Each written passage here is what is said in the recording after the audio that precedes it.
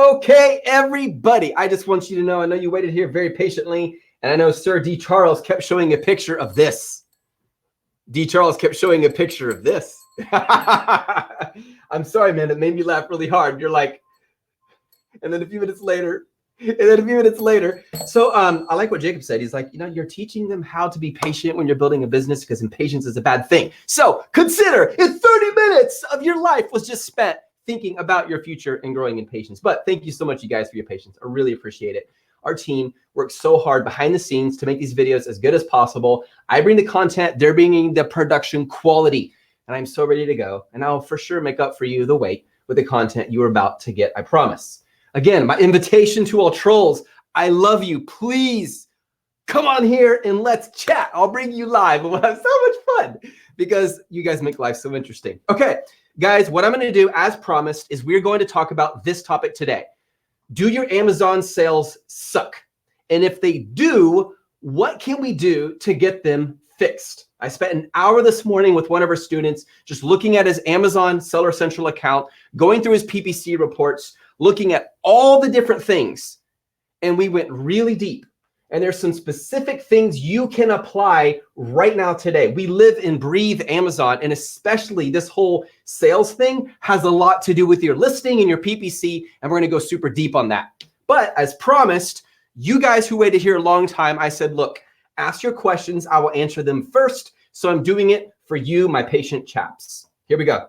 So let's begin with the first question. Okay. So, all right, so here we go back to Shayna Walker is the first question I see, and she asked this question. Seth, what daily budget for PPC, that stands for pay per click if you're doing ads on Amazon for your listing, what daily budget for PPC do you set for a new launch? Thank you so much. Great question. Let me give you a very vague answer, then a specific answer. The vague one is it needs to be big. No matter what you do, it needs to be big. And here's why. When your PPC budget is large, it allows you to collect a lot of information. Look at it this way.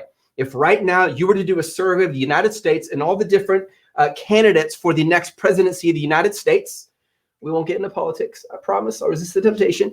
And you were to look at what people think of those candidates, if you only surveyed 100 people, it would be really difficult to get a valid data or analysis of what the polls are saying. But if you surveyed 1,000 people, that's better. If you survey 100,000 people, that's better. So you want your budget to be high. Now, there's two sides to this. There isn't just your budget, there's how high you are bidding. As a general rule, you're gonna bid around 20 to 25 to 30 cents, even up to 50 cents higher than the highest bidder for all your most important keywords. And guys, if you have a listing and you have more than 30-ish keywords in that listing and in your PPC budget, your PPC campaign, you're making a mistake. If you spread it out too much, it weakens it. You need to narrow, you need to sniper it. Bring it down to around 30 to 35 as a general rule. Now, when it comes to your budget, I recommend you open it up big enough so that it runs all day. Now, I know at first it's going to feel like you're having an organ ripped out of your body because you're saying, Seth, wait a minute, I'm not making money. Every time I sell this clock, it's costing me $20 to sell it, but I'm only making 15 back. So I'm losing $5. That is true. But keep this in mind. You're getting some of the money back, but you're getting something else back that is far more important right now at this stage than the money. And that is data. Data that you can use to optimize your listing. Seth, what do you mean? Well, if you notice, Shayna, that every time people tend to search clock with 2 bells, that they tend to buy your listing. Therefore, you now have a good understanding that when you search for that clock with 2 bells, that keyword is a very good keyword. And if your main photo does not feature these bells prominently, maybe it should be featuring them prominently and your conversion will go up. Here's one way to know what your conversion is. You go to your business reports, you open up your session percentage, and you look at that number. If it's 20%, that means for every 100 people who land on your listing, 20 of them are purchasing it. Again, it's a general rule, guys. It depends. If you go anywhere from supplements, which is super competitive, all the way to handmade, which is very non-competitive, it's going to vary. But as a general rule, you're going to want around 30 to 40% conversion rate on that listing. And the cool thing about business reports is it gives you conversion on the listing no matter how they got there. It doesn't matter if Lucy Pickleberry landed there or Bobby McGee, that's its conversion. But when you go into your PPC campaign, it tells you the conversion for those specific keywords, you see? So again, to answer your question, you're gonna open up your budget enough so that your PPC ads run all day. And you need to do this for the first 10 days, because after 10 days is a general rule that gives you enough data to have a full PPC report that you download, you study that, and you use that to optimize your listing. Now, if you were in a membership, you have access to all this training in depth, justonedime.com/freedom. If you are not in a membership, I highly recommend it because we teach this step by step. Great question, Shayna. I hope that's super helpful. All right, let's continue to go. Jimmy says, looking forward to the nicest coupon code. So did you guys hear, do you guys know who was going to be at Ecom? Other than myself, someone much more world-known, recognized than me. Did you guys hear? You didn't hear? You did? Let me know if you heard. I would love to know. Okay, next question is from Mihai Duma. Hi, Mihai. How do you deal with fear when you run into problems? I'm so scared of not doing everything right and fall, and then I'm spending way too much time learning and taking too little action. First of all, I want to say thank you for your honesty. A lot of people are afraid, isn't that funny, fear inception, to talk about their fear because it makes them look weak because they are insecure and they need to make sure the world thinks they look stronger than they are. You see this a lot on Instagram, on TikTok, on Facebook. Look, I'm not against those media platforms. I'm on them. But that's why we always, you know, when I do most of my videos, my lives on Instagram, and by the way, if you're not following us, you should, because you're missing out on a ton of free content at Just One Dime. I talk the most when I'm struggling the most. Have you noticed that? Just the other day, I was really struggling. And so I went live. KK's like, Seth, you should go live right now. Boom, I went live. Because that keeps it real. It helps me to not feel like I need to posture a certain way to make sure you get a certain impression. Because of course we all want to look good. That's natural. So first of all, thank you for the question. How do I deal with fear? Number one is self-awareness. And this is an ongoing process. I have not met a single person in the world who's entirely self-aware. In fact, I think if we were, we'd be kind of blown away with the amazing ability humans have. I believe in humanity. I do not believe people are inherently going towards destruction. I believe inherently they have amazing ability, but what happens is they get triggers and guilt and all this junk piled on top, and that creates fear. So how do I get over fear? You become self-aware. And you already took the first step, my friend, by saying, hey, I struggle with fear. Now let me give you something super practical. One of my goals every day is to do something that makes me afraid, that makes me uncomfortable. I'm going to be super transparent right now. I was struggling on the inside because I knew it took us a long time to start, and I felt bad about that, okay? But I decided I had to make a decision to walk in there. I put my hand on one shoulder and another shoulder of two of our staff members and says, guys, we got this, we're doing great. Because I knew in that moment, that's what they needed to hear, because I know they are busting their asses to do the best they can to make it happen. And it's easy for me to forget that. That made me uncomfortable. That wasn't natural for me, but that was what I had to, my little brave thing for today. I know it's not that brave, but it forced me to go the opposite direction where my feelings wanted to like scream, like, come on guys, what's going on? You see? So every day, take a moment to do something that makes you uncomfortable. Second, if you're struggling with, man, am I taking enough action? Here's what I do. I take action. That's it. You take action. I remember standing at the top of this hill. I'm on rollerblades with my wife, and she's looking at it, and she's really nervous about going down the hill. It's the steepest hill she's ever been down.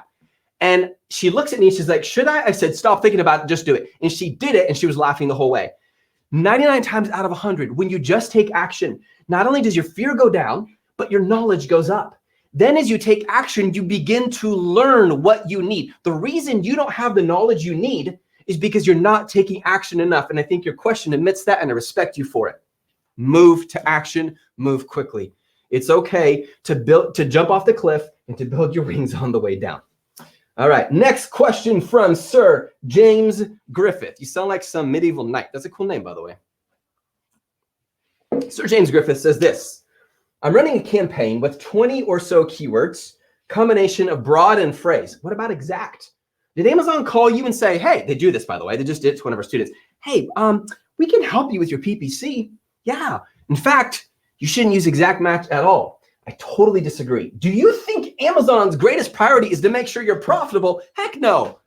Their goal is to make sure they're making money. Therefore, as a result, sorry to use the word there so much, they're going to get you to spend as much as you possibly can on PPC. If you get the phone call from Amazon, everyone listen, saying, hey, we can help you, I do not follow the phone call. In fact, of the many accounts that we've had suspended over the years, the second to last one we got suspended, Amazon called me and said, congratulations on your new account, because we opened a new account. We're really, in fact, I'll show you the sales, by the way. This is a baby account. It was a few months ago. We did 1,262. Hey, guys, I'm going to share my screen. Okay, here we go. Ready? So, guys, make sure my screen is sharing right now. I want you guys to see this. I'll open it up for you because there's so many scams out there and fakes. I just want you to know this is real, and I want to demonstrate it to you live. This is live. I can sing you happy birthday to prove that if you want, but then you might run away because I'm not a very good singer, so I won't do that. So, okay, are we sharing? Cool. Watch this. I'm hit Command R, pressing my screen, and boom, there you go.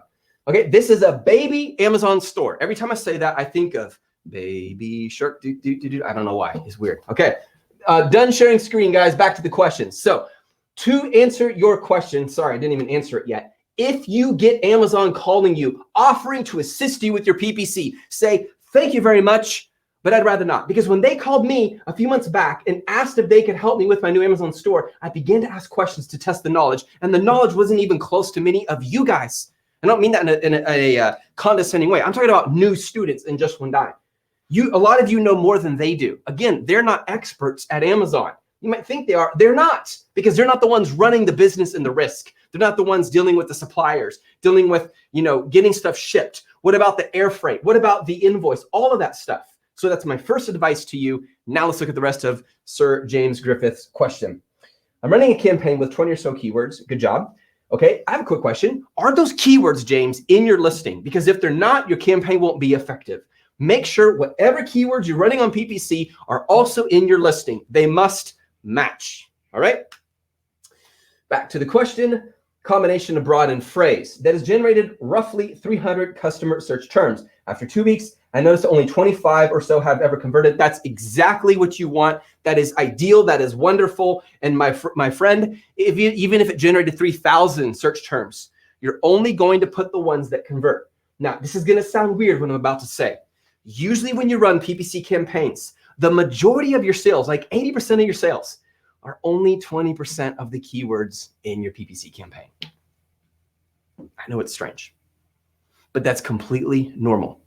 In fact, I'm going to share a strategy with you guys right now if your sales suck, and we will get to the straight content after we answer all these questions. I mean, the organized content. That sounded weird.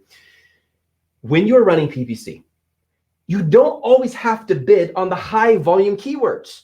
If you're using Helium 10 or Merchant Words or Keyword Tool Dominator or the titles of your competitors, have you considered that maybe you should be bidding on a lower cost keyword and put all your focus onto that because it drops your ACoS? We have one of our students doing this. His ACoS is 8%, and he's putting all his time and money into the low cost keywords, and it's actually working. But yeah, James, you're good. Now let's read James' question part 2. Sir James, I attempted to optimize and made an exact match campaign with the 25 keywords that previously had 40% or better ACoS. Bless you. Now every ACoS has gone up to 58%. What am I doing wrong? What you're doing wrong is you should not put all those keywords as exact match. That's what you're doing wrong. Here's why. Exact match will always cost the most. Exact match is the most expensive.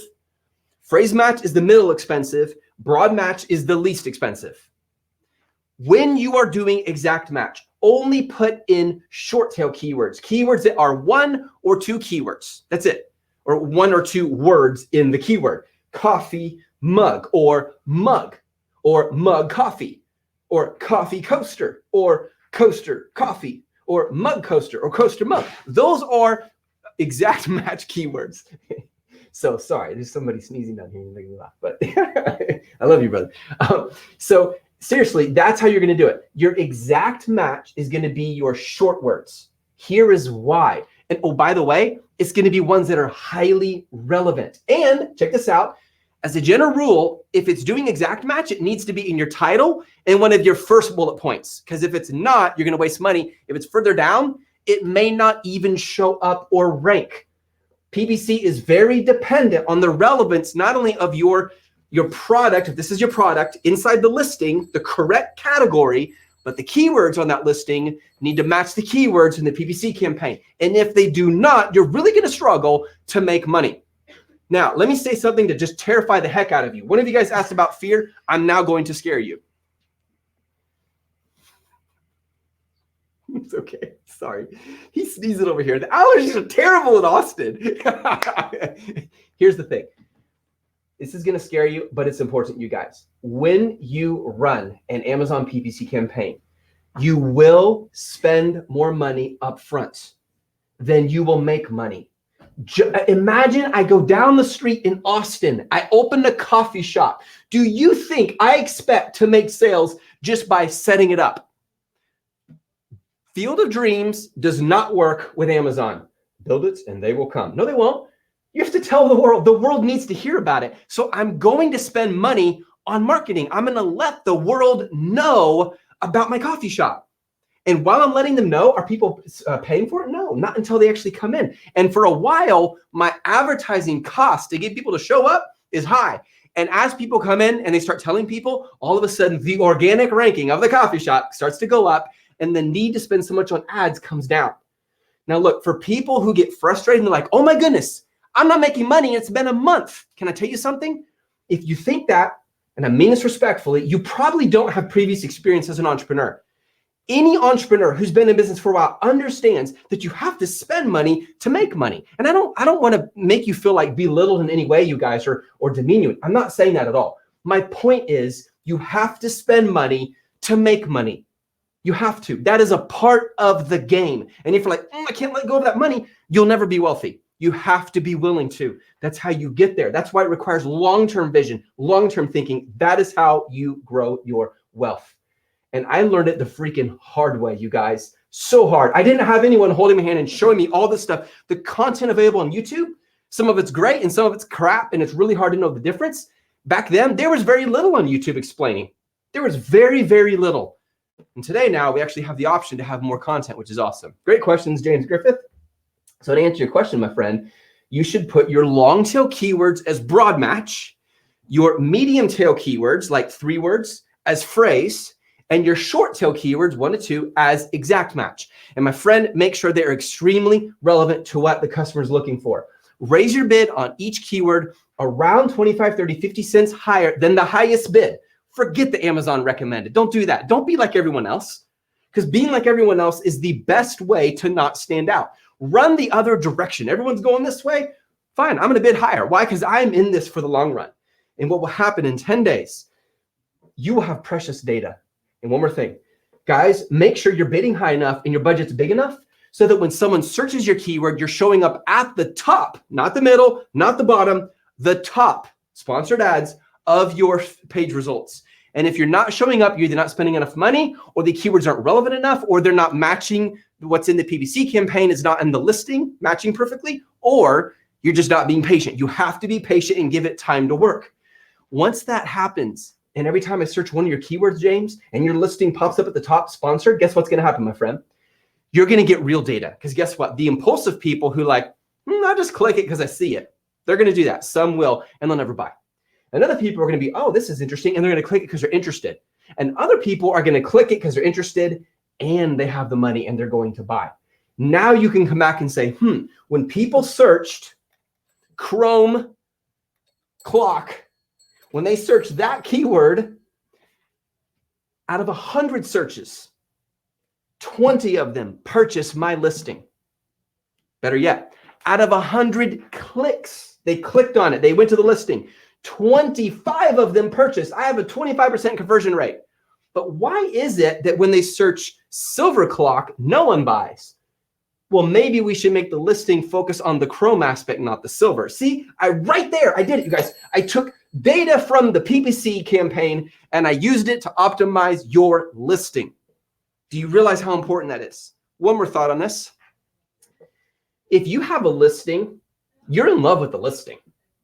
I know you are. You're in love with the product. I know you are. You're like, Seth, you don't understand, man. This clock, it's got the coolest sound.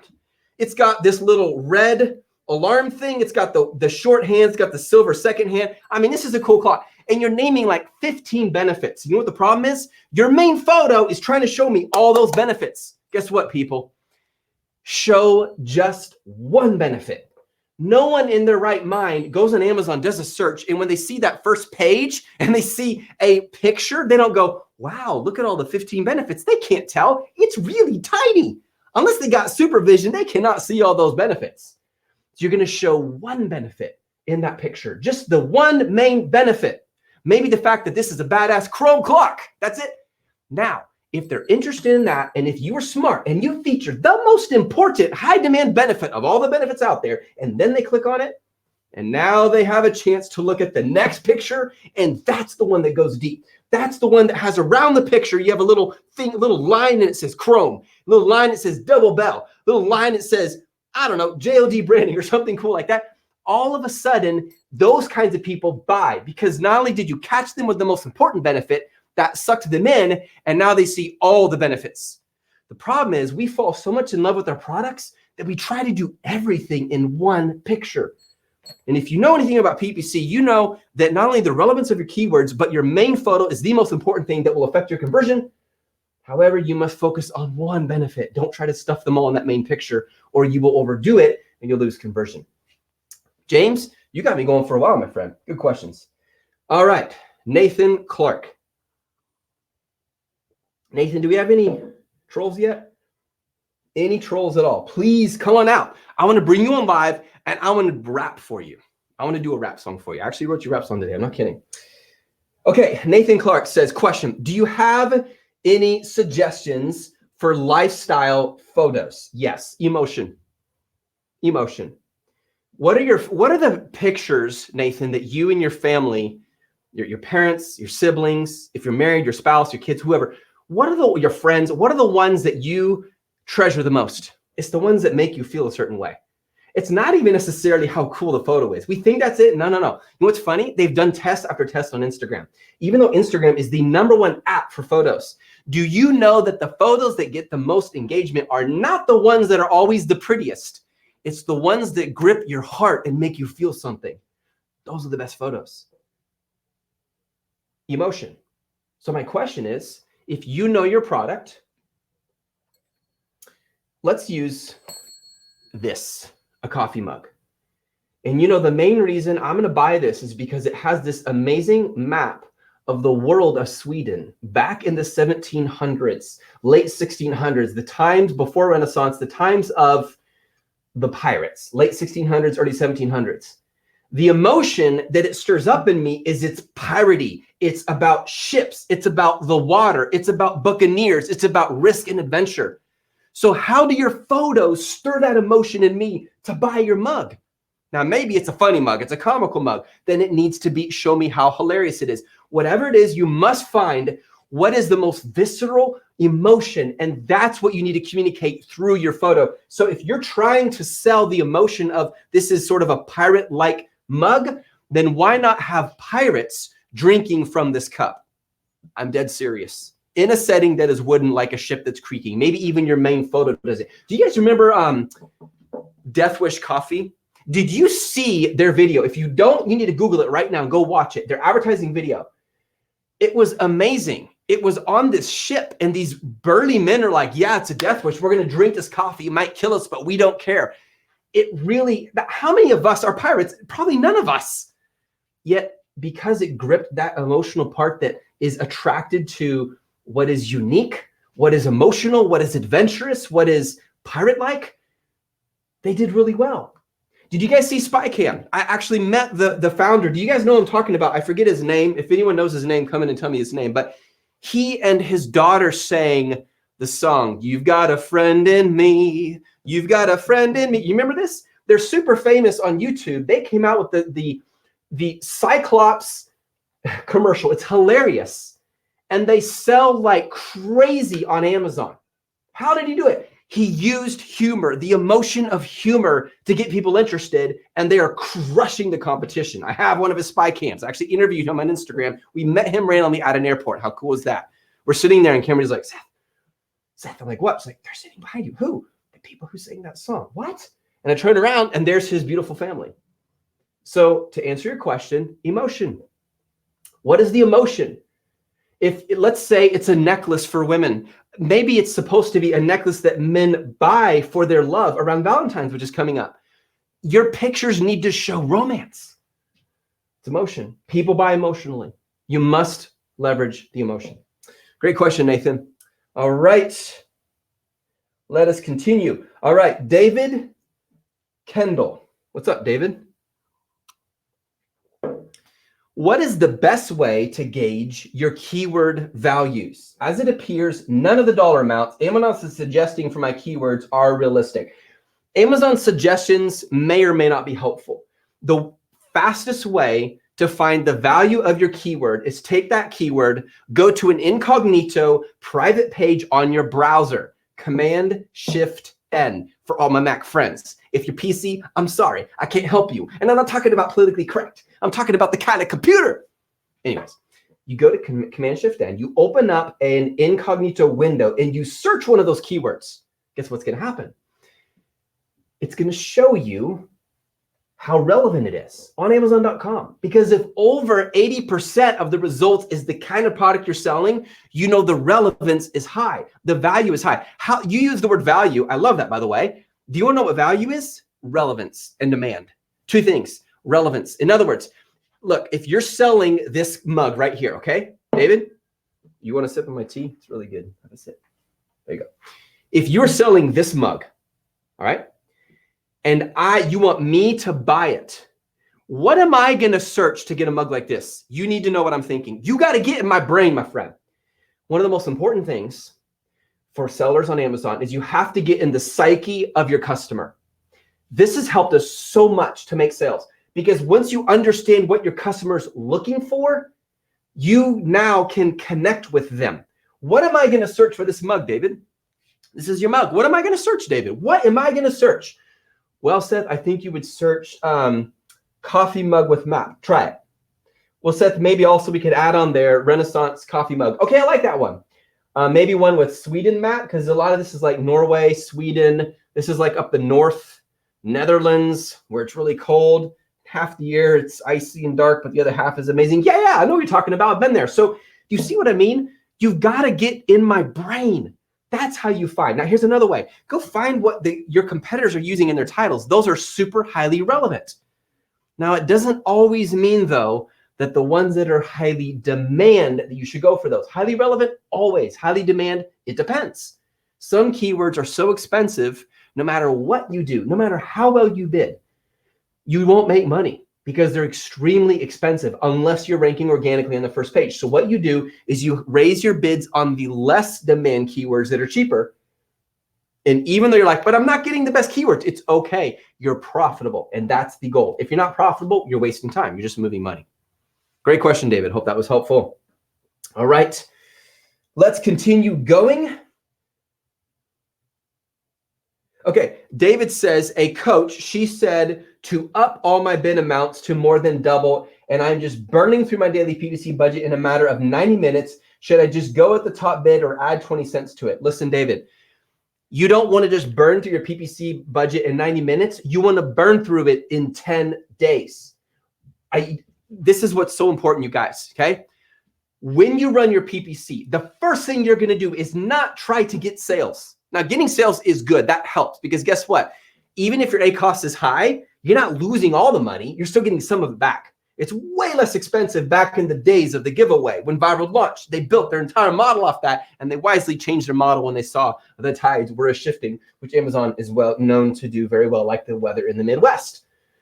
When you run your PPC budget, your first priority is to collect data. That data allows you to optimize your listing. You're not just running PPC and you're like, yep, my listing's good. No, it's not. I have never, ever in my life launched a single listing out of, it might be in the thousands now, listings where I didn't have to do something to improve it that PPC taught me otherwise. As I said earlier in my other question, let me know if that helps, my friend. Okay, Saint Calvert de Crisis. D. Charles. I don't know what you mean, but it's funny. Okay. I am looking. Okay, James Bryant. How are you, my friend? Didn't I meet you in London over a year ago? I didn't see you last week. Why didn't you show up? It would have been really cool. That was actually a really amazing event. I am wearing the t-shirt, James. If you're the same James. If you're not, I'm sorry to creep you out. James says, I find a word converts well in an auto campaign, but when I move it to a manual campaign, it stops converting. But if I move it back to auto campaign, it works again. Why? I don't know. It depends on multiple things. Is that keyword phrase match? Is it broad match? Is it exact match? You got to give me more data. There's no possible way to know. But I'm going to share something with you guys. One thing that one of our students who recently was contacted by Amazon who said, I'm going to help you with your PPC. They said, don't use auto campaign. I disagree 1000%. Why? Because it's making me money. One other thing. Many people, they say, if this keyword isn't making me money, I should make it negative exact match. Never, ever do that. If you take a keyword and it's not making you money because it's too expensive, you can lower your bid, but do not make it negative exact match. Because if you do, you're sending Amazon a message and you're saying, hey, Amazon, I do not want to rank for the keyword that's pirate coffee mug. You don't want to do that. Even if the keyword's not making you money, you need it in your PPC campaign so that Amazon knows you need to rank for those kinds of words. Amazon doesn't just rank your listing on individual keywords. It also does it collectively. Let me give you an example. If you were to buy this coffee mug and you search pirate coffee mug, but I have another, and you bought it based on that keyword. So it converted, it's in the PPC download report, but I have another keyword in the listing that says Renaissance coffee mug. Guess what? Do you know that when you bought based on the keyword pirate coffee mug, that it gave a little bit of ranking to Renaissance coffee mug organically? But if you made Renaissance coffee mug a native exact match, it didn't get that ranking, and Amazon will stop ranking you for a lot of important keywords, even the ones that you didn't make negative exact match. I'm sharing that because I ran into someone this morning who's doing that, and I said, stop, don't ever do that. It's a mistake, just lower your bid. All right, let us continue the journey. All right. Yes, you showed up on time, Mr. Shu. Yes, we were running behind, and D. Charles sent me the awesome clock picture. And how come there's no, why aren't there any fun people? You guys are fun, don't get me wrong, but like the angry, the haters, I like you guys. Make my life more fun. This is where my wife says I'm really weird, and I admit it. Okay, guys, give me 1 second. I'm looking for the next question. How many PPC keywords should I be running? About 30. And it should be the same number of keywords that are in your listing. Make those match like a happy in love couple on Valentine's Day. You do not want to put keywords in your PPC report, your PPC campaign that are not in your listing, or you, my friend, will run into a problem. Is FBM a total waste of time, or is it a good pathway to get FBA with one of your FBM products? If you show some success with one of your FBM products that's on this technique, absolutely. Many people use it effectively. We do it sometimes. It depends on the model. So let me just give you an example.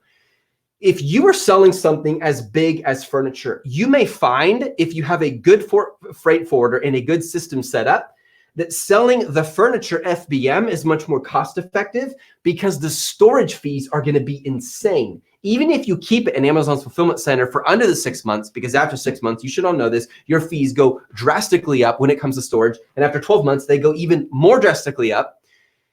Remember this, your product, the size of it determines the cost because it's using up real estate space that Amazon pays for. So yeah, the bigger the product, the greater the storage fees. Most product storage fees is minimal. I don't even think about it. But for the big stuff, yeah, you kind of feel it. It's like a pinch. So it depends on the product. There is a time. But remember this, when you do FBM, that means you're fulfilling those orders. So you need to think, okay, when I'm doing 1,000 orders a day, am I going to do that myself and kill myself? Or am I going to hire people to help me because I don't believe in suicide? Or should I do FBA and lose some profits, but the time it gives me back is time I could go use to find another product and launch that. And now when I have 2 products, even though the FBM ones would have been higher profit, because I got time back, I can launch 2 products. My overall profit is higher. See what I just did? I just took all the assets, people, time, knowledge, and money in that order of priority. And I just evaluated your situation based on how I weigh out those assets. That's how you must think, my friend. That is how a successful entrepreneur works. Let me know if that makes sense. Let us continue. All right. There are many FBA gurus on YouTube. I don't know who to listen to. I want to get into FBA. This is a fun one. James, can I ask you just an honest, sincere question? Why are you listening to me? I'm a guru, right? I have a lot of knowledge in Amazon. Why are you listening to me, my friend? I'm not criticizing you at all. I agree with you. And I know guru has become has its own stigma. Guru is actually not a bad word, but it's developed a badness about it because there's so many fakes out there. One of the reasons we go live and we answer these questions live is to demonstrate to you, we don't pull stuff out of our butt. We pull it from our accounts on Seller Central. That's one of our ways to show we know the freak, and I could put in another word, but I won't because YouTube won't like me, what we're talking about. Because we do it, we live it. When I was in London, someone walked up to me and says, do you mind showing me your Seller Central account? No problem, boom, here you go, and I showed it to him right there. So yes, we do know what we're talking about because we live and breathe it. The only coaches on my team are coaches who willingly submit regularly their Seller Central reports with their profit and loss statements. So I know that they are actually making money on Amazon. They're not just talking. They're not just making money coaching. They're actually making money on Amazon. In fact, some of the best ones get really busy. They're like, I can't take any more coaching. I'm too busy. Why? Because I've blown it up at Amazon FBA. That's the kind of people I work with. I'm not into naming fakes. I know some out there. I know one in particular who, when a lady who spoke at one of our events, and I won't name, who spoke at our events last year, she said when she got into his inside circle, what he calls it, he said, never sell physical products. Why? Because your COGS cost and it's risky. And yet this person sells Amazon courses. That's horrible. That's like someone saying, look, I want you to buy this car. You're going to love this car. And then he turns around and says to his best friend, never buy that car. That's hypocrisy. That will never be just one dime as long as I breathe and live. All right. Actually, this is, Steve, this shirt, my friend, right here, this is from London. I know it looks like last year, Ecom 2019, but this is from London. But you're right. We have some very cool stuff coming in Austin very soon. And I'm going to announce that very soon for those of you guys who stay with me. I do have a very cool announcement at the end of this. Koli Bahota. I got to meet this guy in London. Got to shake his hand. He's a cool guy, by the way. Hey, Seth, while running PPC, can I turn this on from 8 a.m. to midnight daily or run it for 24 hours for 10 hours for the data? People buy between these hours. So am I wasting PPC to run it from midnight to 8 a.m.? There are different coaches on my team who answer this differently. Some similar to me, some different, because it's hard to give you a straight answer, and I'll explain why. It's a great question, by the way. Let me just give you my opinion. If someone is clicking on your listing, they're clicking on it because they're interested. Now, I understand there are certain times of the day where people tend to buy more than others, but I've never found it helpful to try to figure that out. I've only found it stressful. It doesn't actually help me. So yes, you can do that if you want to, but I don't look at it as granularly as that. If your profit margins are healthy, let me put it this way, we teach in our membership that your minimum price, you could go to 15, you can if you want, but we recommend a product at a minimum of $25. In the past, we recommended it lower because it didn't matter as much. In the past, we said it should fit in a shoebox and under a pound. Remember those days? Those days were special. And some of my old YouTube videos probably still say that.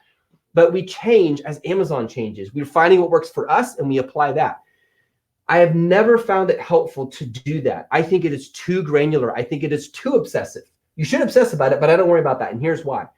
I have found that when all things are considered, if my profit margins are strong enough, yeah, there are certain times of the day we get more sales than others. For most of our products, it's usually the evening. But at the end of the day, I want the data too, because the data allows us to keep optimizing and making the listing better. And all of a sudden, you start ranking organically and your PPC ads, you can bring them down. Let me just give you guys a little gem of a tip right now. If you have a keyword, we'll use this again, Renaissance coffee mug, and you notice you're getting a good conversion on it, let's say it's 27% after the click-through rate. Your click-through rate is 0.50%, half a percent, which is pretty good. And then your conversion is 27% for those people who look at it. From that keyword, Renaissance coffee mug, and you notice that you're bidding 60 cents higher than the highest competitor, bring your bid down to like the same as the highest competitor, or just barely above, or barely below.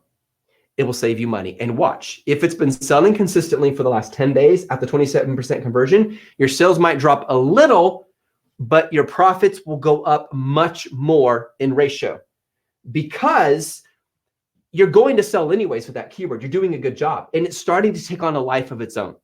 You know, there was a product when one of our coaches, who was our students, David Lopez, you guys know, he started back in beginning of 2017. End of 2016. Just when Dime was launched, October 2016, he started like that month or the next month. He was like our third or fourth student. Today, he's a coach. He's extremely successful. He sells a ton on Amazon. He also does arbitrage. He's doing a lot. It's amazing. He's an absolutely warrior. When he started, he had a product that he launched. And for 6 months, it did nothing. And he got so discouraged. He's like, man, why isn't this working? And then in 7 months, it started picking up a little. And then 8 months, a little more. And by 12 months, it started making him really good money. And today, it sells like wildfire. Patience. Patience, Padawan, pays off. The longer your products are in Amazon, the more they will take a life on their own. That is why the majority of my products, I don't even have to touch hardly.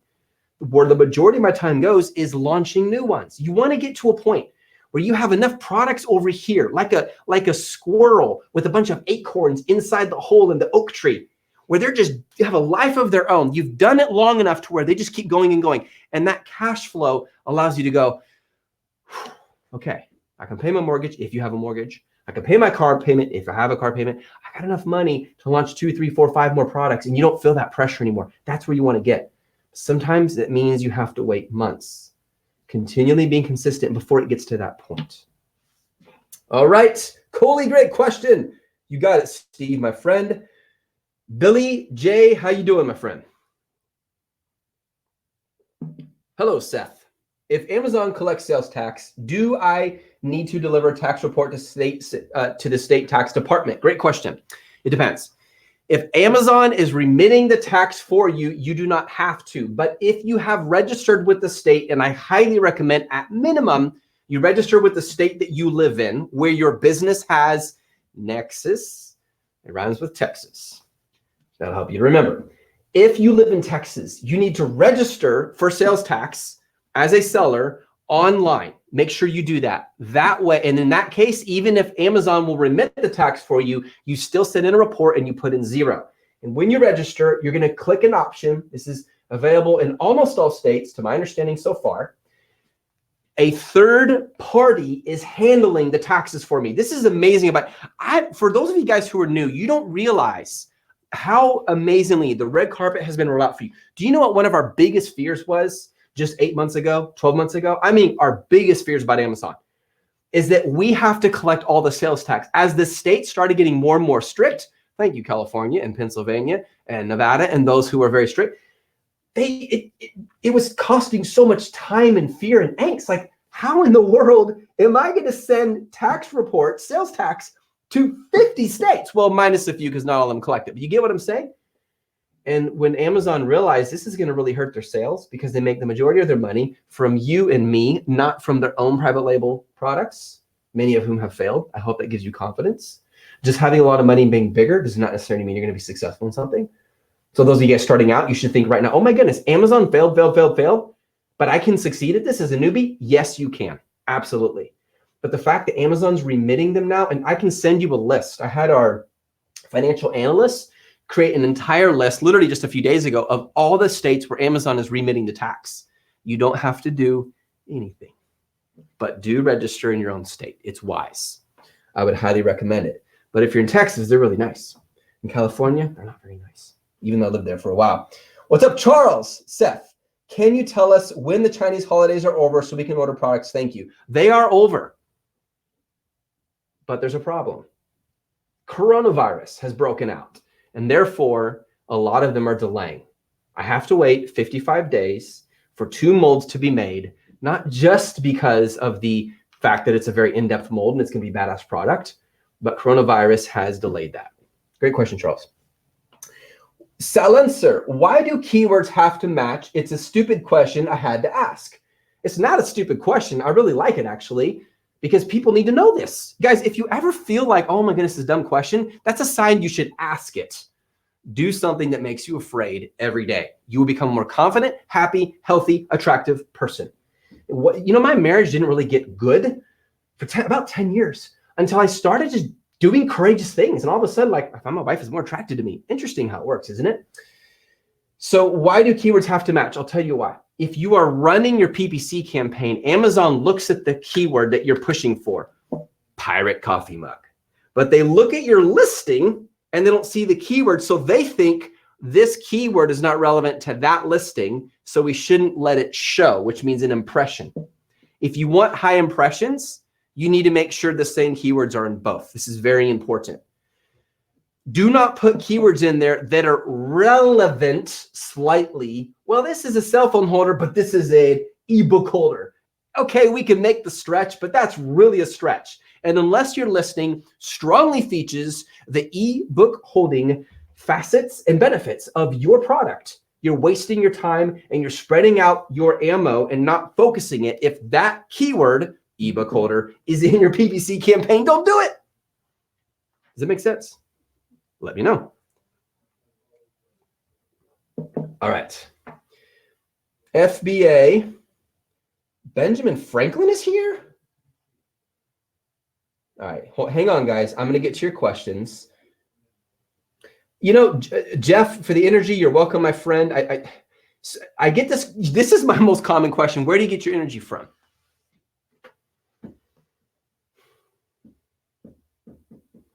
I get it because I choose to accept. The one guarantee, I can guarantee every single one of you in life, I swear this, you can shoot me with a gun, blow my brains out of my head if I'm wrong, and you'll see I'm right. Watch this. You will have problems. It sounds nice, doesn't it? You will have problems. The only question is, how will you respond to them? If you choose to respond to them humbly, not arrogantly, I'm going to be a student. I'm going to learn. I'm going to grow. I'm going to take ownership. I'm going to stand in the mirror. I'm going to say, Seth, the only person who can get between you and success is me. I promise it will give you energy. It really does, because you have a sense of joy and fulfillment in life.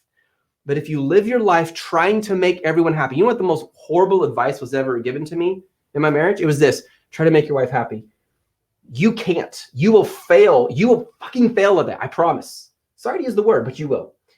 And the same goes for wives to husbands. You can't make them happy. It is not your job to make that person happy. That's an insane responsibility. You're literally saying, my job is to fulfill someone else. I can't. But if you love people, there's a difference between trying to make someone happy and loving them. When you love them, you make choices that they may not always agree with. But if you know in your heart you're doing it for what's good, they end up respecting you more, and it creates a healthy dependence, not on each other, but independence, yet closeness versus enmeshment. You see what I mean? And I'm not just talking about marriage. I'm talking about how you raise your kids, how you manage your finances. You have a relationship with your money, you guys. You really do. Do you live a fear of, oh, what if I lose it? If you have fear of losing money, you will never succeed as an entrepreneur. You need to get over that fear right now, and it will give you energy. So back to the energy, you're welcome, my friend. But I think that what's giving me energy and gives me energy is you will have problems. Choose to turn them into blessings by learning from them, receiving them, and letting them make you stronger. It will make such a difference in your life. When I was at Apple, I worked for the richest company in the world. There were things happening that were completely outside of my control. I could not change them. I could not control them. So I had to accept, Seth, there are some things in life you cannot change. You cannot control. And those things you let go. But what I don't let go is my responsibility to choose how I respond. That is within all my power. And that brings me energy. All right, let us continue. Charles. No, you already answered your question. Sorry. Benjamin Roberts. You know why I thought it said Benjamin Franklin? Because I just read a quote from him. There are two guarantees in life: death and taxes. I would like to add to that: problems. What's up, Benjamin? Any thoughts on split testing and best practices? Absolutely. Here's how simple it is. People get nervous when they hear split testing. I need software. I need a special subscription. Hell no, you don't. Here's all you do. You take your picture, your best picture. You get another featured photo and you run one for a week and you change nothing else on your listing. Nothing. If you change the keywords, you change your budget, you don't know if it helped you or not. It's like a scientific test. You reduce it down to one factor you change and everything else stays the same. And it will result in you knowing if it was effective. And if your sales are more than 5% increased after that week, you know that picture probably was the result. But if they go down, then you know it's a bad picture. You need to go back to your original picture. That is a very simple way to split test. Excuse me. You can do the same thing with your title, but let me just give you a little tip along the way. If you're already indexed, do you know what that means? If you type in your keyword in Amazon search bar, then you type in plus, then you type in your ASIN. And if you don't know what an ASIN is, you'll figure it out soon. If your listing doesn't show up, it'll tell you whether or not it shows up. That means it's not indexed for that keyword. But once it is, what all it means is you're now, Amazon has connected your listing, the ASIN, to the keyword pirate mug, okay? They've connected. That it's necessary for anyone to find your product. Once it's indexed, if you make any changes in your title, make sure they are minimal. Because if you change it too much, you lose your indexing. And you have to start your ranking all over again. So like literally change one word a week at the most. Changing your photo will not affect your indexing. What's up, Kimberly Saucedo? You live in South Austin. That is cool. I used to live off of Slaughter Lane. We are right here in Austin. Guys, by the way, for those of you guys who are new, we are just one dime because I built my entire Amazon business off of a single dime. Became a multi-millionaire off of a single dime. If you don't know if it's true, go look on YouTube and watch. We documented everything. And the reason I did it is because I knew someday I would be able to tell thousands of people around the world, hundreds of thousands now, you can start with almost nothing and turn it into something huge if you just take action and get going and stop pondering and stop questioning, stop complaining, stop griping, and just get out there and do it. And freaking fail your way into success. You're going to mess up a lot. That is perfectly fine. Welcome to the club. Those are the people who succeed. One of my favorite quotes from Michael Jordan, in light of thinking about Kobe Bryant, who's no longer with us, which is really sad, is he said, "Do you realize how many shots I had to miss in order to make all the ones I did?" He missed so many shots. People don't think about that. They think, oh, look at the shot, a three-pointer, a jump shot, a pump fake, another shot, a slam dunk, an alley-oop. Bam, that's amazing. Yeah, it is, isn't it? But do you know how many times he had to miss to get there? And the problem is most people are not willing to miss to get there. Are you willing to struggle in Amazon to get there?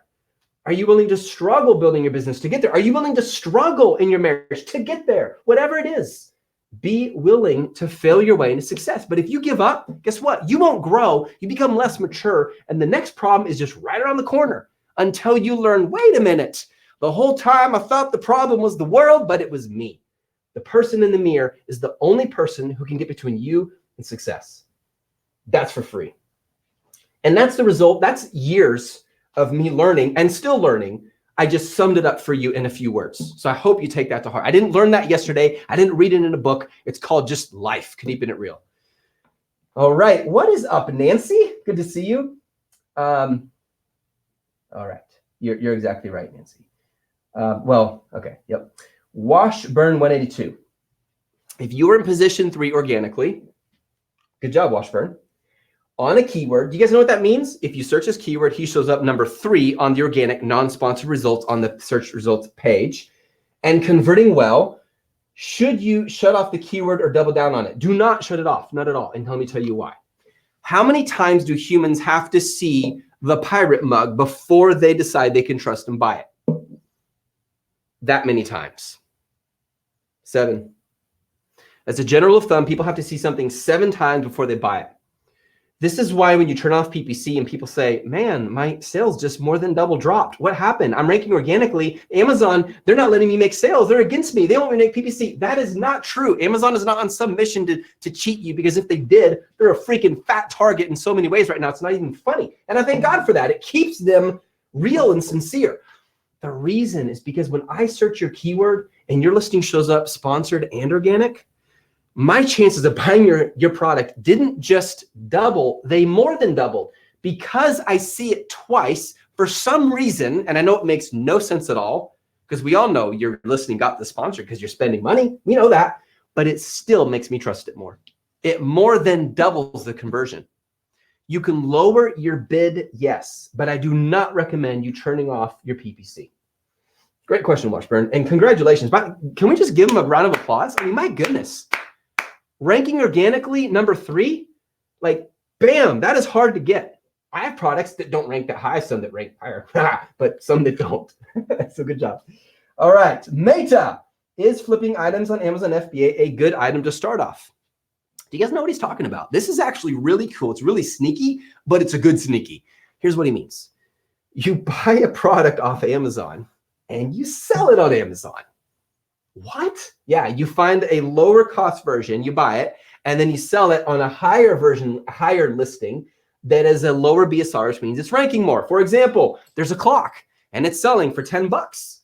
On some FBM listing. So you buy it, then you ship it into Amazon's fulfillment center and sell it off a listing and selling it for 25 FBA. Why? Because people in FBA know that they can get a higher price because it's more trusted, because it's prime to the consumer. You see what I just did? So he makes the difference minus the referral, FBA, and storage fees. Yes, it's a very good model if you know how to do it. It requires a lot of busy work. I recommend you hire a VA from day one and teach them as you go. You absolutely can do that. And what I love about it is you don't need a bunch of upfront money.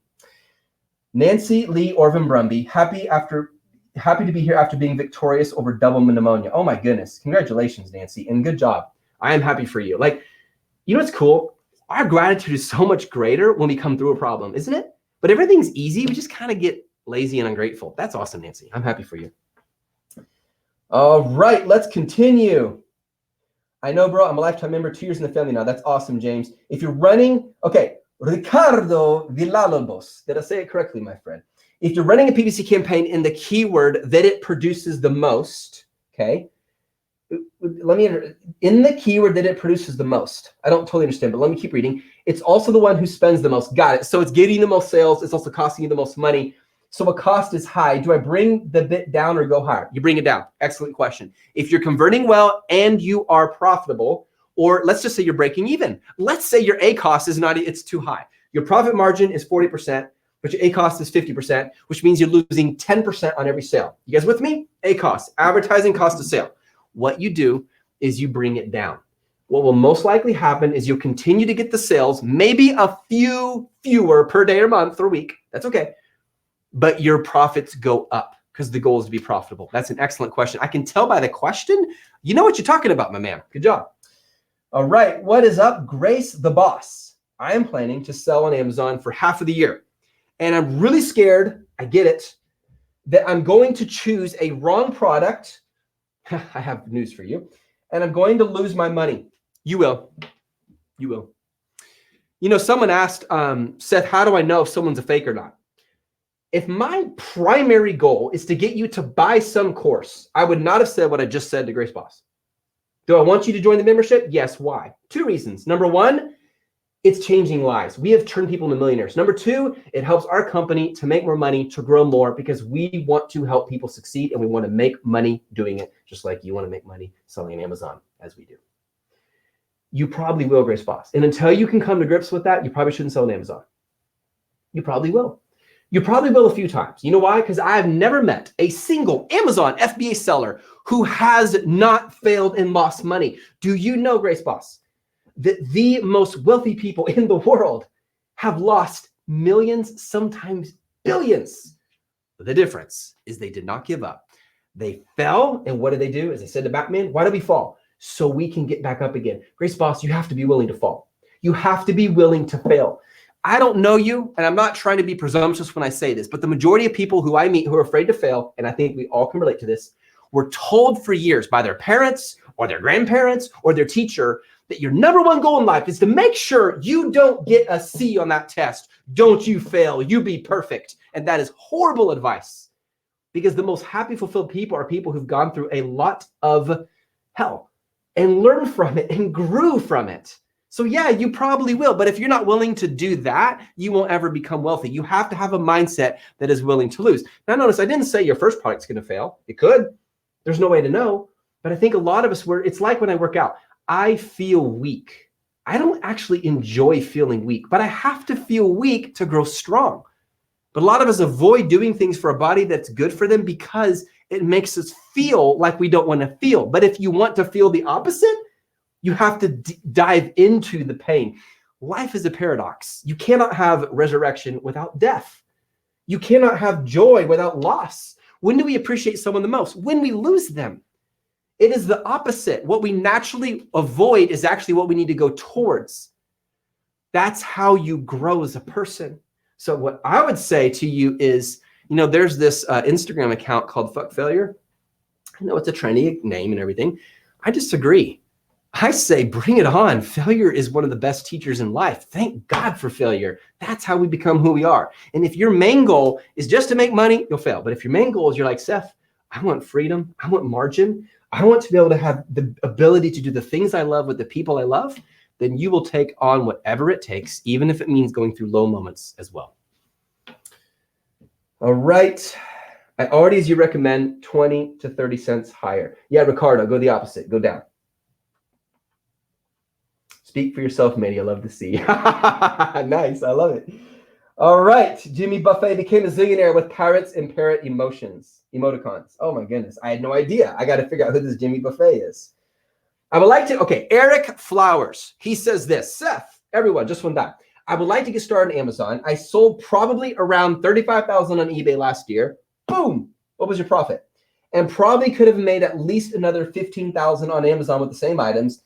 But would it be worth it with the fees? Yes, yes, yes, and yes. Now, this is going to be a little subjective, okay? I make a lot more on Amazon than I do on eBay. I think the reason is this. I haven't figured it out yet, but here's why. Most successful eBay products find something that's trending, and sell it really good. It has the buy it now option, not the bid. And they do really, really well. Something that's trending, something that's hot, something that's simple. Amazon favors those who build superior products. You will always win if you build an excellent product. And I take a lot of time to get the product right. I didn't start that way, but I have grown into that and continue to grow into that. So my answer to you, if you know your numbers, and let's just, yeah, the fees on Amazon are higher. You're right. They're almost double. But think about it, my friend. Who's fulfilling the products for you? That's time you get back in your day to build your business. Those are wages and taxes you don't have to spend on staff that you could hire to do that for you. So think that way. Sometimes, maybe this is the wrong way to say it, but how do I say this? You who choose to just sell on Amazon have a massive advantage over me. I sell on Amazon and I do real estate and I run a coaching company. It's hard. It's really hard. I love it, but it is hard. If I wanted an easy life, I would just sell on Amazon. I'm not saying it's easy, but it's the easiest path I know in existence for making passive income at as low risk as possible. Look at it this way, my friend Eric. If you were to launch your own Shopify store, maybe you have, the cost and the time and the money it will take to get that ranking so people find it and trust it and build a brand around it, it's far greater than the fees you will give to Amazon. So for me, it's like this. I don't care what the fees are. I just care if I make money. If the fees are 80% and I make 20, well, then I'm just going to keep selling until I make $1 million. You see what I mean? It's not about the fees. It's about the profit. You just have to know your numbers. If you're not a member, join us, justonedime.com/freedom. In my opinion, call me proud, I guess I am, we are the best coaching company on the planet. I don't know any coaching company that does what we do, the way we do it, the amount of content. The 3 to 4 hours of live coaching every week is insane. People realize that is so crazy. These are successful Amazon sellers teaching you every day, not to mention over 200 videos and over 600 slides. We just added 8 videos to the membership. We add videos every single week. We're over the top. However, my main mission here is not to get you in our membership, but I will tell you, if you're not, we can help you, my friend. Let's continue. All right. James, thank you, brother. I'm glad you remember that I remembered you. All right. It was any match, tried and broad phrasing, Zach. Gotcha. Okay. Yeah, do this really quick, guys. Broad match, long tail keywords, 4 words or more. Phrase match, 3-word keywords. Exact match, 1 and 2 keywords. As a general rule, that's what you want to do. Okay. Should I create separate campaigns for each variation? No, I would not. In fact, each variation is going to have keywords that's not in the other variation because one is blue, one is red, one is yellow. Those will be some of the keywords in there, but keep this in mind. As a general rule, you're going to spend most of your money on the listing that sells the most. If you have multiple variations, probably one is going to be 80% of your sales. Spend less money on the other ones, most on this one, because when people go there, you already paid for it. Why pay for it again? They can see your other variations. See? So spend the majority of your PPC money on the one that's selling the best, and that will by default begin to rank the other listings as people find it through the keyword that's ranking the best. The idea is the Pareto Principle. You're going to put 80% of your resources in what's creating 80% of your results. Do not do 80% of what only gives you a 20% return. Oh, thank you, Kim. Thank you so much. We love you too. I can be angry if needed. Absolutely, Eric. I agree with you. In fact, I think anger is good if it's channeled well. Just a shout out to you for helping me get started on Amazon. Absolutely, Legion's there. Boom, give me 5, my friend. Do you recommend to do that for retail arbitrage? Rico Skill, you got to give me context because I've said a lot of things. Blue on blue is not a good marker choice, Seth. What did I do, Paul? What are you talking about? Blue on blue? Where's blue on blue? Do you know what he's talking about? Where's blue on blue? What are you talking about, man? Do I have blue in my face? Is it here? Is it my eyes? Are you complimenting me? I don't get you, man, but I love you. If you were restarting, what would you do differently? Great question. Salima, what would I do differently? I'm thinking, give me a second. Let me take a sip of tea. I want to make this very melodramatic. A long time ago, when I was a young lad, as I think upon, no, I'm just joking. I would just move to action faster. That's the only thing I would do. You know, some people ask me, you know, Seth, you really didn't start as an entrepreneur to your mid-30s. Do you wish you started younger? And part of me started to believe for a while, I wish I did, which gives you guys who are younger than me a huge advantage. We have people who are 15 doing over 8,000 a month who are members. Like, come on, any of you guys who complain, anyone who complains, go talk to the 15-year-old. This little kid is crushing it. He's not complaining. Sorry, I just get a little emotional when I hear whiners. I need trolls so I can vent. Anyways, I needed to go through what I went through in order to become who I need to be today. Does that make sense?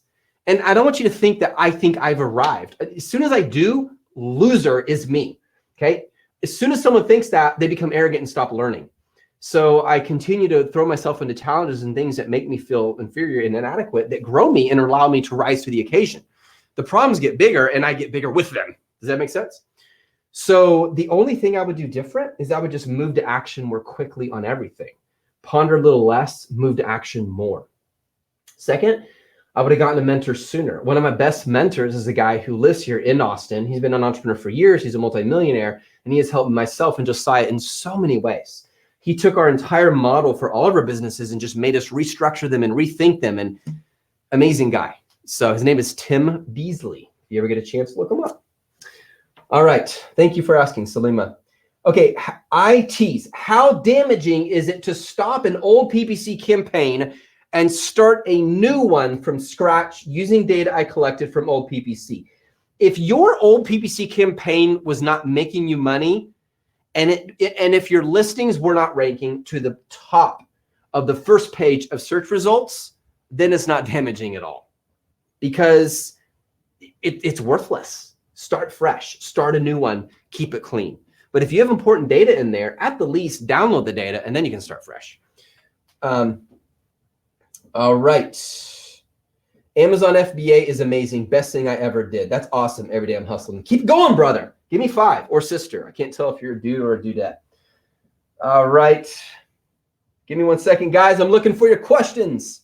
Okay, I'm going to just take a moment and stop because I need to make this announcement. And I'm sure people in the office are like, Seth, you need to make the announcement. So I will. Ooh, coronavirus. I want to talk about that. That's going to be a fun topic, and I will. Okay, here's the announcement. Raise your hand if you know who Kevin O'Leary is. Raise your hand if you know who Mr. Wonderful is. He's what they call the meanest of the sharks. He's actually not mean at all. I've heard he's like a teddy bear behind the scenes. Well, we're going to find out. In fact, I'll be interviewing him in February at his home or office. We're going to be doing a video that will go on YouTube. And one of the questions I'm going to ask him is, why do people call you the meanest shark? I'm going to ask him a lot of the blunt questions, not the, hey, how were you successful? Well, that's great, but tell me what the hardest things were. And he likes that. He respects that. Kevin O'Leary from Shark Tank will be speaking. He'll be our keynote speaker in Austin, May 15 to 17, right here this year. If there's any event you do not want to miss, and you are starting off or in Amazon FBA, this is going to be the most tactical hands-on training you've ever seen in your life. In fact, if you're wondering, chat below and ask Coley and anyone else who attended what we did in London. Just think London times 20. I'm talking 20 plus workshops. Plus, I will have to mention that we will have drinks. Don't get drunk. And we will have dancing, and we'll have a live band, and we'll have lots of parties, and it's going to be really fun. And it's an awesome opportunity just to chill. It's like we make our conferences represent how we live. We work very hard, and we play very hard. We know how to do both really well. So you're invited. And I'm going to, YouTube is freaking weird. So I'm just going to tell you right now where to go. All right. At least go look at the page, you guys. By the way, these prices are insanely low, and they're early bird ticket price. Ready? justonedime.com/ecom. Hey guys, share my screen. Share my screen, guys. If you're there, run back there and just make sure they're sharing it, okay? But I'll show you guys. I want you guys to see this right here. This is the page. We're going to add more to it. Who are the speakers? You're going to see a lot more very, very soon. But if you go to justonedime.com/ecom, you can sign up now at the early bird ticket price, which expires in 30 days. So do it quickly. Are they sharing it? Awesome. This is it. justonedime.com/ecom. We're super excited. For those of you guys who are at the summit, it's kind of like that times 10 with what we're bringing, and you will see. Every year we've done these events, we send out a survey and we say, what can we do better? And you guys all said something very similar. You said, can you please give me more tactical, practical how-to, not just high-level talk? That's exactly what we're going to do. We're going to break out into little groups and workshops and talk and collaborate. You will love it. I promise. Our team is putting everything we possibly freaking can into this to make this absolutely life-changing. And I would love to meet you guys in person. And you know what's cool? We set it up so that we, Jod Squad, can spend a lot of time with you. You don't just see me on stage and then I disappear. I sit down and drink coffee or tea with you, and we chat and we hang out, just like we did in London, because that's what keeps us real. And I love that. Okay, you guys can stop sharing now. Thank you so much. Okay, let us continue, my friends. All right, the next question is coming in from Anthony Anyama. I just purchased the Just When I'm course 3 months ago, and I think it is the best course ever. I love it. Thank you so much, Anthony. We work so freaking hard to make it not just good, but amazing, and we continue to update it constantly. We have full-time staff. That's all they do is make sure it's constantly updated, coming from our experience. Linda Benitez. I really appreciate the hard work the Jod family does for the community. Thank you, Linda. Thank you so much. What will be the impact of the coronavirus? Okay, Farouk, I remember you've been with us a long time, my friend. Thank you. I'm going to tell you what I think will be true. Right now, the coronavirus kills 3% of the people who receive it. Those people are either elderly or already sick. That's what's happened so far. The majority of people don't die. They get sick and then they get over it. However, they're still trying to figure out if they can find a cure. Right now, as of today, the US restricted or made some big announcement about restricting anyone going into China at all. So it's not even possible to get there. And when I messaged my supplier early this morning, she wrote back and said it's going to be delayed. That's why I have to wait 55 days for 2 molds that I need, because partly of the coronavirus, they're quarantined. It started in the city of Wuhan, which is approximately 450 miles from Shanghai and Yiwu. Now, the reason I'm saying that is because every year we go to China for a sourcing trip, and I really hope it doesn't get in the way of that. For anyone who did sign up for that, hold on, let's wait. We are monitoring it very closely. We won't go unless it's absolutely safe. If you compare the coronavirus to the SARS virus that came out in the year of 2003, I believe, correct me if I'm wrong, it had a 10% lethal rate. So the virus itself is not as lethal, but I do not want to downplay it. I'm nervous about it until they figure out a cure and exactly what it is. They believe it comes from livestock animals. I don't need to mention that I'm vegan. I am stronger and healthier than I've ever been. Guys, I'm not going to take off my shirt and try to be all sexy and everything, but I am very fit and cut, and it's because I eat vegetables only. And the reason I became vegan was not because of animals. I know it sounds harsh. I got a dog. I love him to death. Where is he? Can someone bring Dakota in? Somebody, or can you ask them? I'll show him to you.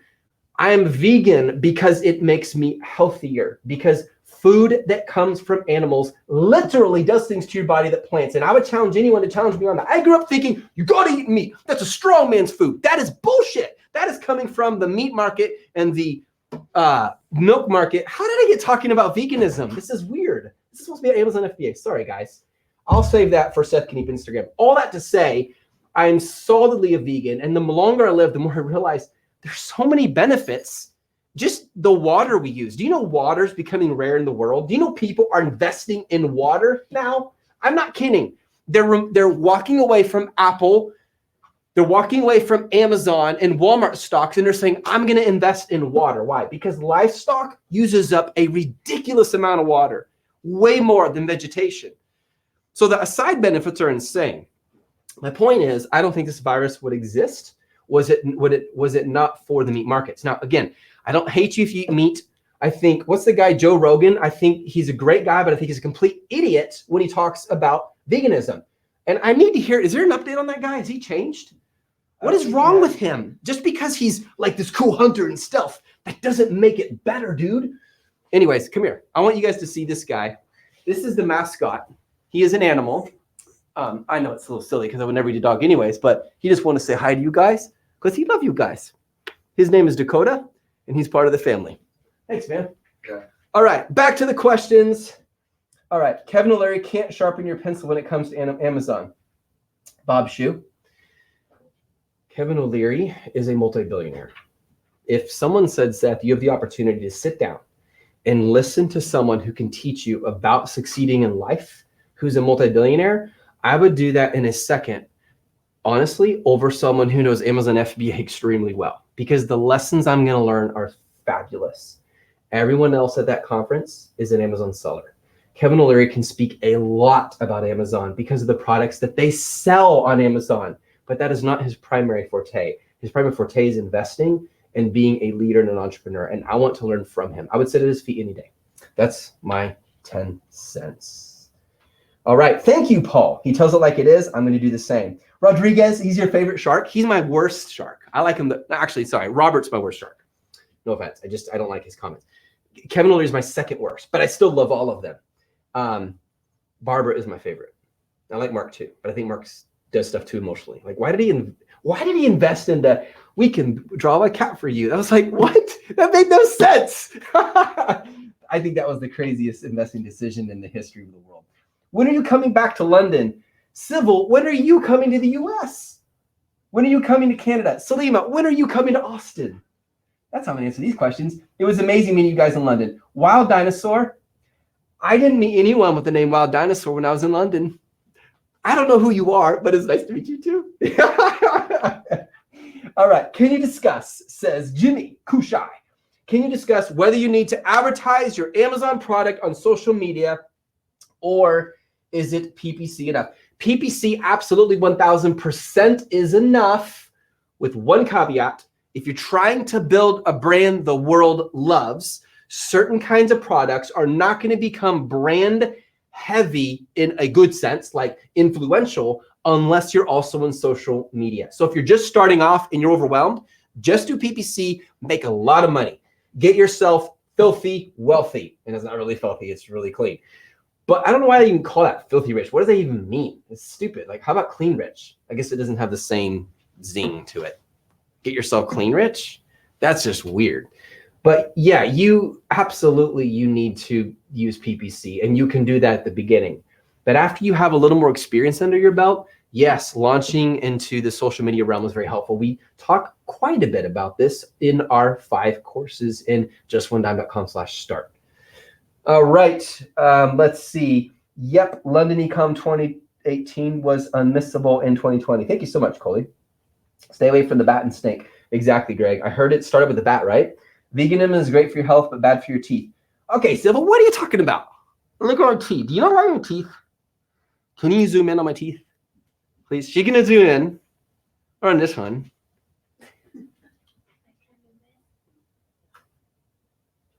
How are my teeth, Sybil? Are they good? Look, I don't know what you mean. It's fine. It's fine. Okay. I'll send you a picture, my friend. All right. What's up? Rodriguez, totally plant-based food. Like, I seriously am thinking about starting like a vegan Amazon FBA seller group. That would be so cool. You good to go? You want to do it now? Here's my teeth, man. How you like them? I'm 42 years old. Do you like my teeth? Look, my teeth are fine. Okay, I'm done. You can turn that thing back over. All right, Pinterest or Instagram? Not Pinterest. Not Pinterest. Well, I'll stop. Sorry. If your product is very attractive to women, and it's a kind of handmade type visual DIY product. Yes, Pinterest, absolutely. The majority of people in Pinterest, the vast majority, are women. Instagram for most everything else. If it's a fashion type product, something that's visual like lipstick or clothing or something that looks good on people, Instagram is the way to go. If it's a how-to product, here's what you do. Let's say you're selling a clock, okay? And the clock requires an assembly or how to use it. It's a unique old clock. You go to YouTube, you type in clock reviewers, you find all the best ones, you contact them and say, look, I'm gonna give you 3 of these for free. All I ask is that you review it for me.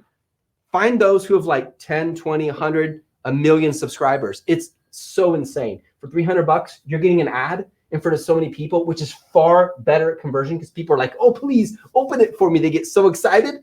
Unbox Therapy has done several of our products, unboxed multiple of our products. It's helped us a ton. Go to Unbox Therapy, check it out. But I'm not gonna tell you what the product is. What's up, Jeff? Good to see you, man. Do I use PPC through Amazon? Yes, Greg, you do, my friend. Cyril says, if you add a brand or competitor names to your backing keywords, will you run the risk of Amazon suspending your account? Not in my experience, but here's what I have seen. I did it before. People who do it, all of a sudden your PPC stops working. Don't do it. Great question. Do you guys know what he's talking about? He's talking about keywords on the back end where you can put in search terms under Seller Central. It's one of the tabs and you can put in all these search terms. Do not put competitor brands in there. It's not worth it. It's like this to your PPC campaign. It's not worth it. All right, let's see, more questions. Guys, I hope you're getting a ton of value out of this. All right, tell them that it signs up for ecom during live. We will pick one person. Ah, well, that's kind of cool. I like that. Okay, cool. Check this out. So if you sign up for ecom during this live, that means you have to do it right now. One of you is going to get the VIP upgrade for free. Now, if you're like, Seth, but I already want the VIP upgrade for free. Fine, get the VIP upgrade for free and we will reimburse you. Got it? Yeah. Okay. So again, if you sign up right now, justwintup.com/ecom, if you want to shake hands with Kevin O'Leary, if you want to give me a big hug, if you want to see our Jod Squad community, if you want to learn how to start, how to build, how to grow an Amazon business from people who live it and breathe it. Like I did at the beginning, I showed you our baby Shark Seller Central account, our baby account. It's a little over 6 months old. A little over 6 months old, and we are at almost $38,000, almost $38,000 in the last 30 days, and the worst selling season of the entire year. I don't say that out of arrogance. I say that to show you we know what we're talking about. Okay. I am going to answer one more question and then I'm going to fall over. So one of my staff will catch me because I'm very tired now. I feel like I have run a marathon, but I hope you've enjoyed it. Here we go.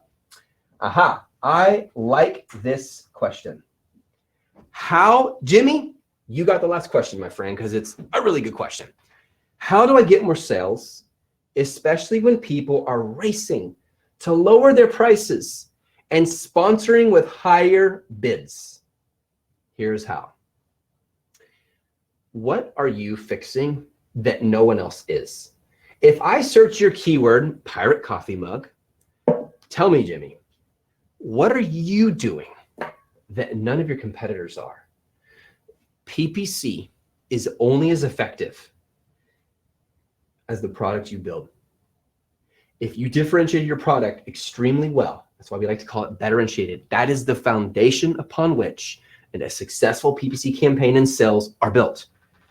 I need to look at your listing and have a reason to buy it over the competition. So do this. Jimmy, do you have at least 100 people in your phone? Do you have 100 people in here? Let me know. Go text those 100 people. Send them a picture of Amazon search results page after you search your keyword with your listing as one of them, but don't tell them which one is yours. And ask them to pick the 3 favorite in order from the best to the second to the third. If the majority of those is not your product, then your problem isn't PPC, it's the picture. That's the first thing you must solve. And I'm so glad you mentioned that because I wanted to talk about this today. If your Amazon sales suck, 9 times out of 10, it's either because you didn't differentiate your product well. It has to be a superior product. You have to fix a problem. You can just focus on what's selling. I'm going to sell that too. That's called a Me Too product. You find a problem and you solve it. That is how you build a successful Amazon business or anywhere in the world. There is no entrepreneur in the world who is successful who did not find a problem and then solve that problem with a stellar solution. Jimmy, that's how you do it. If you have that foundation, now it's just an issue of perceived value. You took care of the real value. Hey, Seth, it's a good clock. It rings, it alarms, it's got this bell, it's accurate, it's awesome. Okay, great. You got the best clock. Excellent. Now here's the next question. Does your product look the best? And that's when I go back to your friends, your 100 friends that you have. I'm sure you have 100 friends. What would they say? Which one would they pick? Just looking at that picture, can they tell yours is the best? Does yours look the best, the sleekest, the coolest, the sexiest? You got to have it all. Third, let me go back to your question because I want to look at the PPC. If they are lowering their prices and you have to lower your price to get sales, then the differentiation didn't happen. You have to find a product and build a product that people are willing to spend more for on a problem that matters to them. But if it's just, I'm going to buy the cheapest, well, you can't win that war. There will be a Chinese seller who will kick your ass. And I say that with respect. So number 1, differentiation, real value. Number 2, the best featured photo. And number 3, you're going to get your product ranking by putting enough in your PPC so that you're showing up on the top page of search results. And then you take the data from your PPC campaign, you find out, oh, this keyword that talks about pirates gets more clicks. Okay, cool. I'm going to make the picture feature the piratiness of the cup better. See, you just optimized your listing based on your PPC. Then out of 100 people, instead of 20 of them buying, 25 of them buying. Your conversion went up 5%. You were on your way to success. And that's all I got to say. Guys, I hope that was super encouraging and helpful. This is Seth Kniep, Keeping It Real. Go to justonedime.com/ecom. I want to meet you here in Austin. In fact, anyone who signs up right now will get a free upgrade to the VIP access. These tickets are really low, a lot lower than last year. These are early bird ticket prices. Whether or not you can get picked for that, you need to act now before the prices potentially go up. You guys have an awesome day. Hope you've enjoyed this, and I'm going to go fall over. Bye.